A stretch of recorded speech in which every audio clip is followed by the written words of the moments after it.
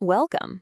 In this explainer, we're putting on our detective hats. We're going to use something called advanced variance analysis to crack a classic business mystery. Why do actual profits almost never match the budget? We're going to uncover the story hidden deep inside your financial numbers. All right, so picture this. The financial results are in.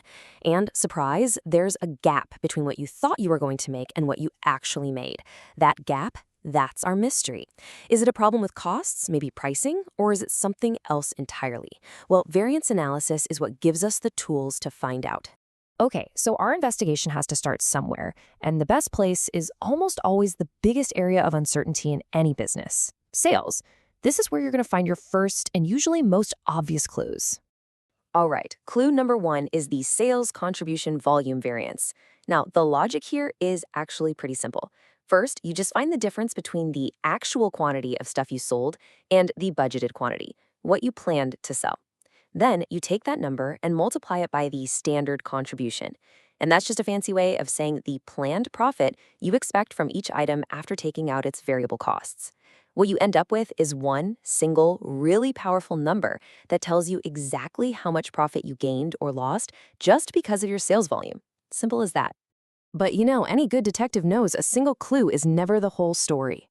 Just looking at the overall volume variance is, well, it's too broad. It doesn't tell you why. Was the profit difference because customers were buying more of your less profitable products? Or did you just sell fewer things overall? See, we've got to break this down to get any real insight. So to get that clearer picture, we're going to split our main clue, that sales volume variance, into two much more specific and honestly much more useful pieces of evidence. We're talking about mix and quantity. Okay, first up is the sales mix variance.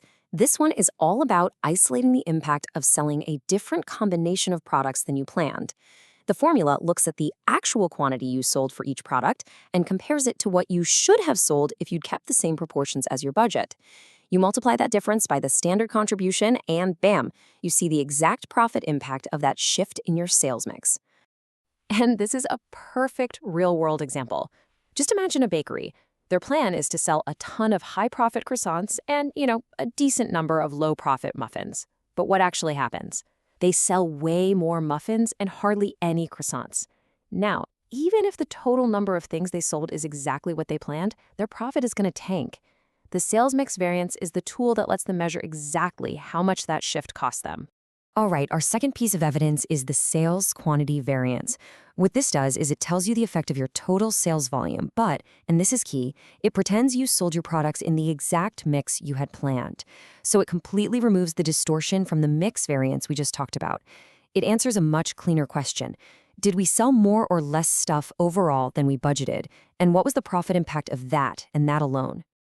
Okay, now this is where things get really interesting. We can actually zoom out from just looking at our own company's performance. Because for real strategic insight, you have to know if your results were because of things you did or because of bigger trends happening in the entire market. So we take that quantity variance and we break it down even further to ask a really crucial strategic question. Did we sell more because the whole market was just booming and everyone was selling more? Or did we actually go out there and steal customers away from our competitors?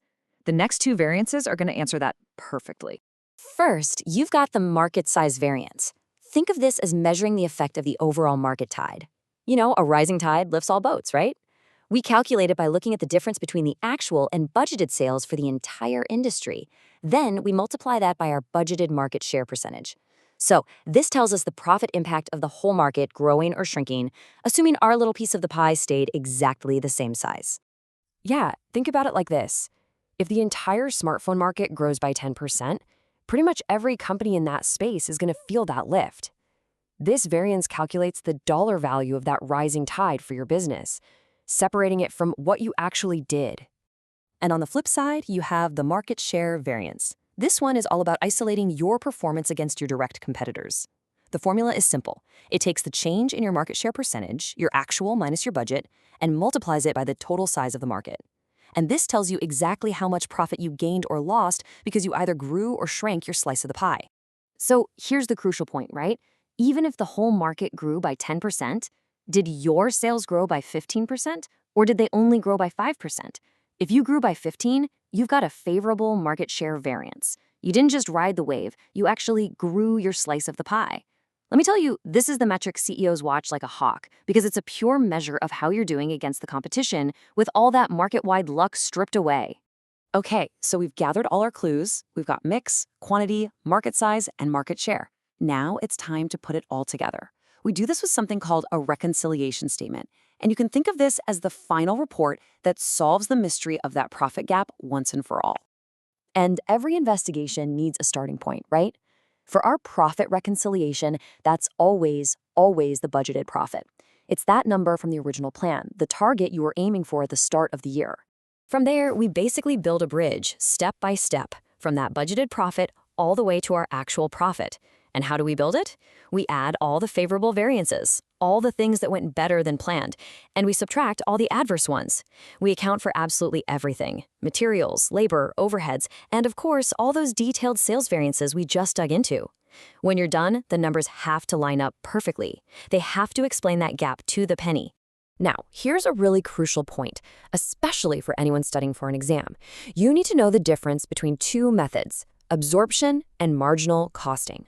Look, marginal costing is all about sales contribution variances because it only cares about variable costs. Absorption costing, on the other hand, uses sales margin because it pulls in fixed costs. But here's the most important difference to remember, the one that always comes up. Marginal costing completely ignores the fixed overhead volume variance. Like, in the world of marginal costing, that variance just doesn't exist. Gone. Okay. To make sure these awesome detective tools really stick in your head, let's do a super quick, rapid-fire recap of the key formulas for our variance analysis toolkit. You ready? Let's go.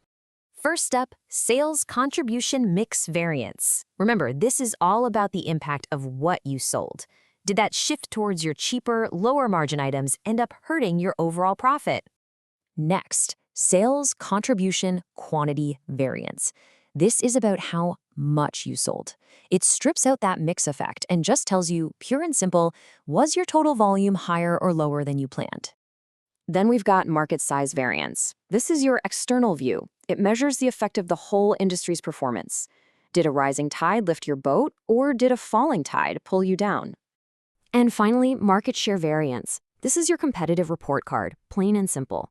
It tells you if you managed to grow your slice of the market pie or if your competitors took a bite out of yours. So look, the big takeaway here is this. Variance analysis is not just about crunching numbers for an exam. It's about being a detective. It's about taking a single, boring profit number and turning it into a rich strategic story. A story that helps you understand exactly what's working, what isn't, and most importantly, what you need to do next to make smarter business decisions.